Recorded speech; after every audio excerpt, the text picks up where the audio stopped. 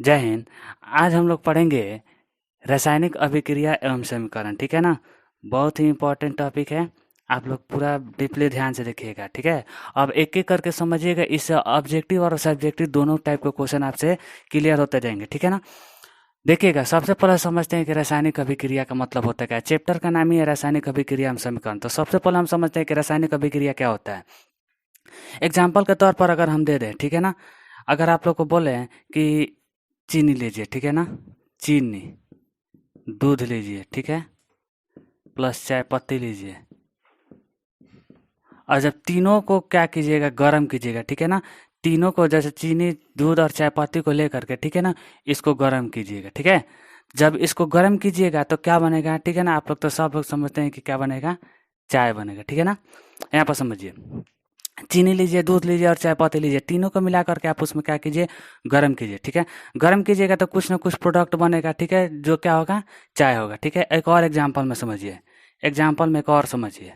जैसे मान लेते हैं कि आप लीजिए दूध, ठीक है, प्लस लीजिए चीनी और लीजिए चावल। ठीक है। और इसको आप इसको गर्म कीजिए। ठीक है ना। इसको गर्म कीजिए तो गर्म कीजिएगा तो क्या बनेगा, खीर बनेगा। ठीक है ना। आ रहा है समझ में ना।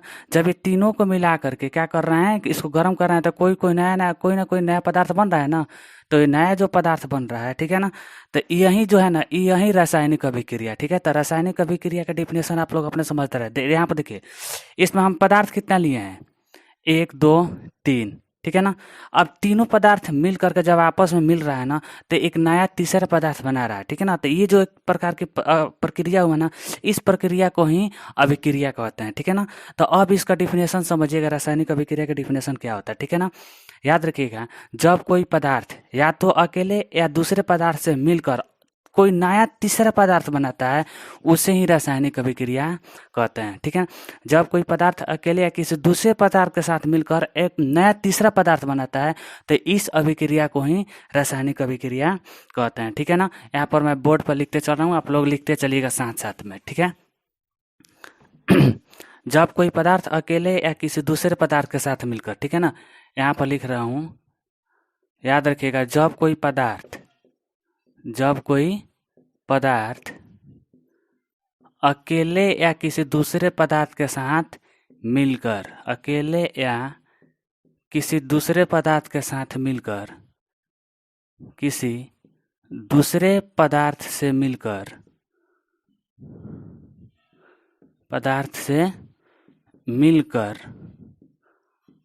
अपने से भिन्न गुण वाला, अपने से अलग उसका गुण होगा, अपने से भिन्न गुण वाला यानी कि अलग गुण वाला, अपने से भिन्न गुण वाला नया पदार्थ का निर्माण करता है। ठीक है ना। नया पदार्थ का निर्माण करता है, नया पदार्थ का निर्माण करता है। ठीक है। उसे ही रासायनिक अभिक्रिया कहते हैं। याद रखिएगा, उसे ही रासायनिक अभिक्रिया कहते हैं। बहुत ही इंपॉर्टेंट है, आप लोग याद रखिएगा, रासायनिक अभिक्रिया किसे कहते हैं, एग्जाम में क्वेश्चन पूछता है। तो यहाँ पर आप लोग समझा दिए, जब कोई पदार्थ अकेले या किसी दूसरे पदार्थ के साथ मिलकर अपने से भिन्न गुण वाला नया पदार्थ का निर्माण करता है, उसे ही रासायनिक अभिक्रिया कहते हैं। ठीक है ना। अब यहाँ पर थोड़ा समझिएगा, जैसे कि आप लोग देखिएगा, अगर रासायनिक अभिक्रिया न हो ना, तो हमारे संसार में किसी भी पदार्थ का निर्माण संभव नहीं है। ठीक है ना। आजकल जो भी पदार्थ आप लोग देख रहे हैं, और रासायनिक अभिक्रिया का ही देन है, केमिकल रिएक्शन का ही देन है। ठीक है ना। अब यहाँ पर थोड़ा एग्जांपल में और समझिएगा, जैसे यहाँ पर हम चाय बना रहे थे, तो ठीक है ना, चाय जब हम बना रहे थे तो उसमें चाय पत्ती लिए थे। ठीक है ना। चाय पत्ती लिए थे, चीनी लिए थे और दूध लिए थे। ठीक है ना।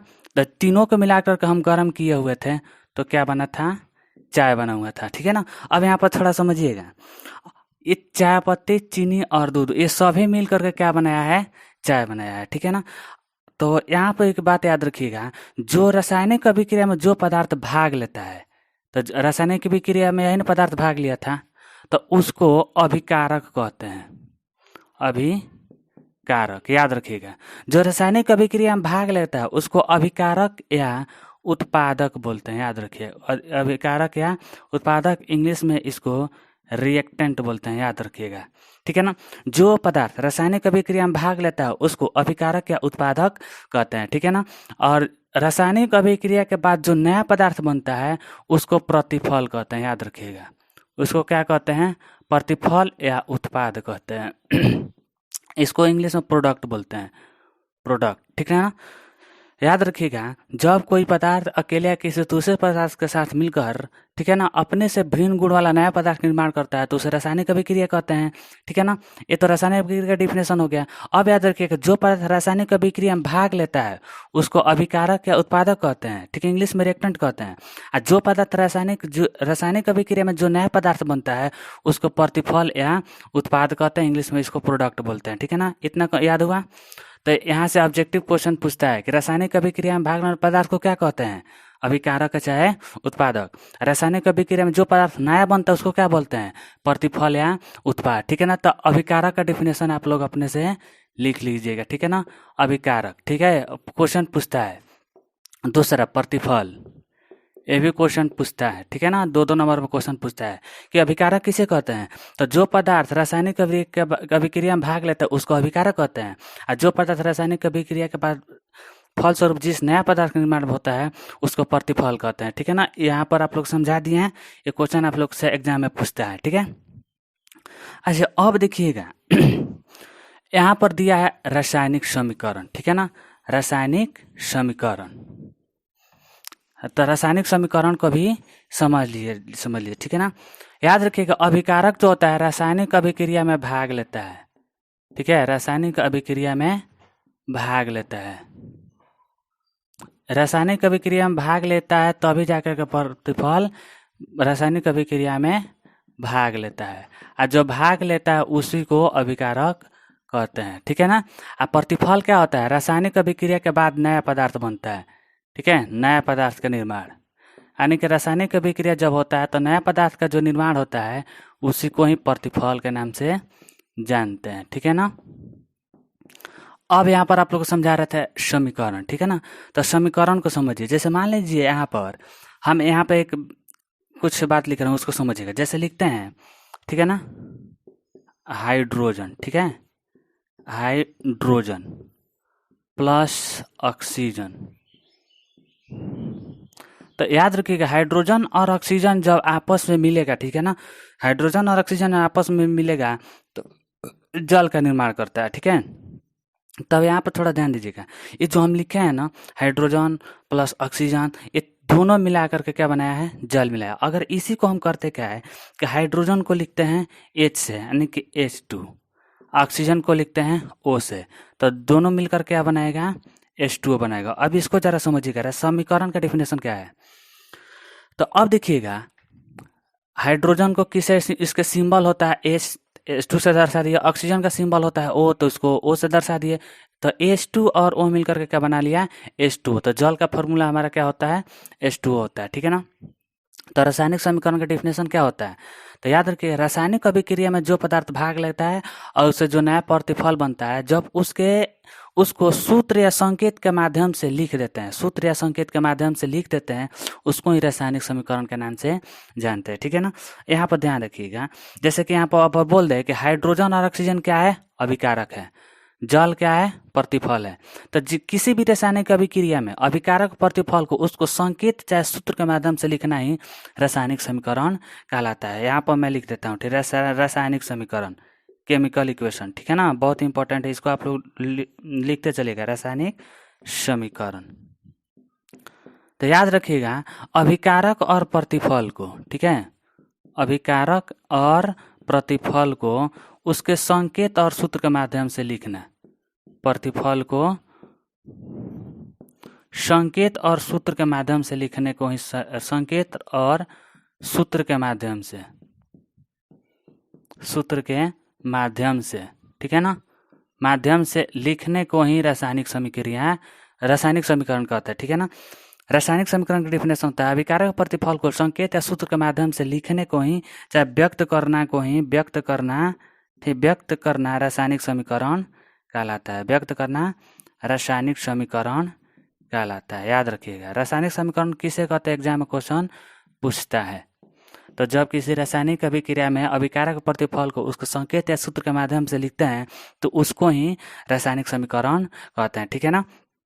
तो यहाँ पर लगभग 3-4 डिफिनेशन कंप्लीट हुआ है, ठीक है ना। तीन सब के सब इंपॉर्टेंट है। पहल का क्वेश्चन एग्जाम पूछता है कि रासायनिक अभिक्रिया किसे कहते हैं, तो याद रखिएगा जब कोई पदार्थ अकेले या किसी दूसरे पदार्थ के साथ मिलकर एक नया तीसरा पदार्थ बनाता है और जो नया तीसरा पदार्थ का जो गुण होगा वो अलग होगा, ठीक है ना। वो गुण क्या होगा, अलग होगा, तो वो जो गुण नया पदार्थ होता है उसे रासायनिक अभिक्रिया कहते हैं, ठीक है। कंप्लीट हुआ। दूसरा, अभिकारक किसे कहते हैं, तो याद रखिएगा जब कोई पदार्थ रासायनिक अभिक्रिया में भाग लेता है, जो रासायनिक अभिक्रिया में भाग लेता है उसको अभिकारक कहते हैं, और जो रासायनिक अभिक्रिया में नया पदार्थ बनता है उसको प्रतिफल कहते हैं। इतना कंप्लीट हुआ। उसके बाद है रासायनिक समीकरण। तो रासायनिक समीकरण किसे कहते हैं, तो रासायनिक अभिक्रिया में, ठीक है ना, रासायनिक अभिक्रिया में अभिकारक और प्रतिफल को उसको संकेत चाहे सूत्र के माध्यम से लिखने को रासायनिक समीकरण कहते हैं। और रासायनिक समीकरण लिखने के क्या फायदा है, रासायनिक समीकरण लिखने का क्या फायदा है, तो रासायनिक समीकरण लिखने पर देखिए कितना फायदा है। एक तो हम जो हिंदी में इतना बड़ा बड़ा शब्द लिख रहते हैं उस सबको छोटा कर दिए। अब छोटा करने की वजह से हमको समय की बचत हो रहा है, ठीक है, जगह की बचत हो रहा है, कॉपी कलम की मतलब बचत हो रहा है, ठीक है ना, समय सबसे ज्यादा समय की बचत हो रहा है। और इसके साथ साथ ही हमें किसी भी तत्व का उसके संकेत और सूत्र का पता हमको चल रहा है, ठीक है ना। तो इतना आप लोग बोर्ड पर से जो लिखे हैं आप लोग लिख लीजिएगा, ठीक है ना। अब यहाँ पर कुछ इसको नोट कर लीजिएगा, ठीक है ना। देखिए क्वेश्चन कितना बताएं। पहला क्वेश्चन, रासायनिक अभिक्रिया किसे कहते हैं, एग्जाम में पूछा है 2 नंबर के। तो जब कोई पदार्थ अकेले या किसी दूसरे पदार्थ के साथ मिलकर अपने से भिन्न गुण वाला नया पदार्थ का निर्माण करता है तो उसे ही रासायनिक अभिक्रिया कहता है, ठीक है। जो पदार्थ रासायनिक अभिक्रिया में भाग लेता है उसको अभिकारक कहते हैं, और जो रासायनिक अभिक्रिया में नया पदार्थ बनता है उसको प्रतिफल। अब देखिए रन किसे कहते हैं, एग्जाम में क्वेश्चन पूछता है, ठीक है। तो रासायनिक समीकरण किसे कहते हैं, तो याद रखिएगा रासायनिक अभिक्रिया में अभिकारक और उसके प्रतिफल को उसके संकेत चाहे सूत्र के माध्यम से रासायनिक समीकरण कहते हैं। इतना कंप्लीट हुआ। अब यहाँ पर समझिएगा रासायनिक अभिक्रिया की क्या विशेषताएं हैं। क्वेश्चन पूछता है कि रासायनिक अभिक्रिया, मान लीजिए रासायनिक अभिक्रिया हुआ तो उसकी कौन कौन सी विशेषता हुआ, ठीक है ना। तो यहाँ रासायनिक अभिक्रिया की विशेषता यहाँ पर थोड़ा आप लोग समझिएगा। जैसे कि आप लोग देखे होंगे, चावल लीजिए, ठीक है ना, इस एग्जाम्पल से ही सारा क्वेश्चन का आप लोग डिफिनेशन आ जाएगा, ठीक है। चावल लीजिए, दाल लीजिए, नमक लीजिए, ठीक है ना। चावल दाल नमक सिंपल में ले लीजिए और इसको गर्म कीजिए। गर्म कीजिएगा तो क्या बनेगा, खिचड़ी बनेगा, ठीक है ना। गर्म कीजिएगा तो क्या बनेगा, खिचड़ी बनेगा। तो पहल का यहाँ पर देखिएगा, जब ये खिचड़ी जब बनता है तो देखिएगा इसमें से, ठीक है, भाप निकलता है ना, भाप निकलता है, ठीक है, भाप निकलता है। तो रासायनिक अभिक्रिया का पहला विशेषता ये हुआ कि गैस की उत्पत्ति होती है, ठीक है ना, गैस की उत्पत्ति। याद रखिएगा सब यहाँ पर रासायनिक अभिक्रिया का सारा विशेषता यहीं से कन्फर्म हो जाएगा, ठीक है ना। जब हम लोग खिचड़ी बनाते हैं, चाहे कोई भी पदार्थ खाने वाला बनाते हैं, चाहे कोई भी हो, तो उसमें से भाप निकलेगा, यानी उसमें से क्या निकलेगा, गैस निकलेगा। तो रासायनिक अभिक्रिया का पहला विशेषता होता है गैस की उत्पत्ति। क्लियर हुआ। दूसरा, अब देखिए जब गैस निकल रहा है तो उसके साथ साथ देखिएगा उसमें से ताप निकलता है, गर्मी निकलती है, उष्मा निकलती है। तो दूसरा का इसका विशेषता हुआ उष्मा की उत्पत्ति, उष्मा की उत्पत्ति। ये भी क्लियर हुआ। तीसरा, ठीक है। अच्छा देखिएगा जब हम क्या करते हैं कि जब खिचड़ी बनाते हैं, ठीक है ना, तो उसमें कुछ जो गैस होता है, जो पानी होता है वो भाप बनकर उड़ जाता है और उसमें कुछ ना कुछ पदार्थ अवशेष के रूप में बच जाता है। तो जो अवशेष के रूप में बनता है उसको अवक्षेप कहते हैं, ठीक है ना। जो अवशेष के रूप में बचता है उसको अवक्षेप कहते हैं। तो तीसरा हमारा इसका विशेषता हुआ अवक्षेप का निर्माण, अवक्षेप का निर्माण। सब वहीं से क्लियर हो जाएगा, ठीक है ना। कोई भी पदार्थ, कोई भी क्वेश्चन आता है तो उसको आप लोग एक्सपेरिमेंटल ध्यान में सोचिए, तब जाकर सब क्वेश्चन सॉल्व हो जाएगा। चौथा, ठीक है ना, चौथा मैं यहाँ पर बता देता हूँ, ठीक है ना।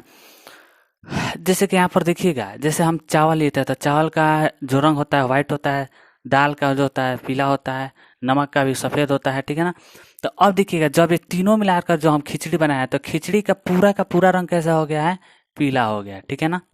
पीला हुआ यानी वो रंग बदला हुआ है ना। तो चौथा विशेषता हो सकता है रंग में परिवर्तन, रंग परिवर्तन। ये भी हमारा क्या विशेषता हुआ, पांचवा, ठीक है ना। यहाँ पर समझिएगा। अब देखिए जैसे हम सभी पदार्थों को मिला है, ठीक है ना, सभी पदार्थों को मिला है तो चावल का भी अवस्था में परिवर्तन हो गया। नहीं वो जो कठोर था तो यहाँ पर खिचड़ी बना तो मुलायम हो गया। दाल जो था वो भी कठोर था, बिल्कुल कठोर था, वो भी उसका मुलायम हो गया। नमक जो कठोर ठोस अवस्था में आता है वो बदल करके लिक्विड में हो गया, ठीक है ना। यानी कि इस सभी की अवस्था में भी परिवर्तन होता है, ठीक है ना। तो पांचवा हमारा विशेषता हो जाएगा अवस्था में परिवर्तन। अवस्था में परिवर्तन क्लियर हुआ। तो ये सभी जो है ना रासायनिक अभिक्रिया की क्या है, विशेषता है, ठीक है। क्वेश्चन पूछता है कि रासायनिक अभिक्रिया किसे कहते हैं, इसकी क्या विशेषता है। तो याद रखिएगा, जब कोई पदार्थ अकेले किसी दूसरे पदार्थ के साथ मिलकर अपने से भिन्न गुण और नया पदार्थ का निर्माण करता है उसे रासायनिक अभिक्रिया कहते हैं। रासायनिक अभिक्रिया की निम्नलिखित विशेषताएं आप लोग को बोर्ड पर यहाँ से समझाएं। गैस की उत्पत्ति, ऊष्मा की उत्पत्ति, अवक्षेप का निर्माण, रंग परिवर्तन, अवस्था में परिवर्तन, ठीक है ना। और भी हो सकता है। दूसरा का क्वेश्चन पूछता है अभिकारक और प्रतिफल किसे कहते हैं। तो याद रखिएगा, जो रासायनिक अभिक्रिया में भाग लेता है उसको अभिकारक कहते हैं, ठीक है। और जो रासायनिक अभिक्रिया के बाद नया पदार्थ बनता है उसको प्रतिफल कहते हैं। ये दोनों क्वेश्चन क्लियर हुआ। तीसरा पूछता है रासायनिक समीकरण किसे कहते हैं। याद रखिएगा, रासायनिक अभिक्रिया में अभिकारक और प्रतिफल को उसको संकेत या सूत्र के माध्यम से लिख देने को ही रासायनिक समीकरण कहते हैं, ठीक है ना। तो इतना आप लोग इसको लिख लीजिएगा। इसका अगला वीडियो कल आप लोगों को फिर मिलेगा, ठीक है ना। छोटा छोटा वीडियो इसलिए बना रहा हूँ कि बड़ा बड़ा वीडियो बनाने से लड़का लोग को थोड़ा बोरिंग फील होने लगता है, ठीक है ना। तो छोटे छोटे वीडियो में ही आप लोग इसको पढ़ते रहिए और साथ में इसको लिखते चलिएगा। कल भी इसका वीडियो आप लोग को फिर हम अपलोड करेंगे, ठीक है। तब तक ले मिलते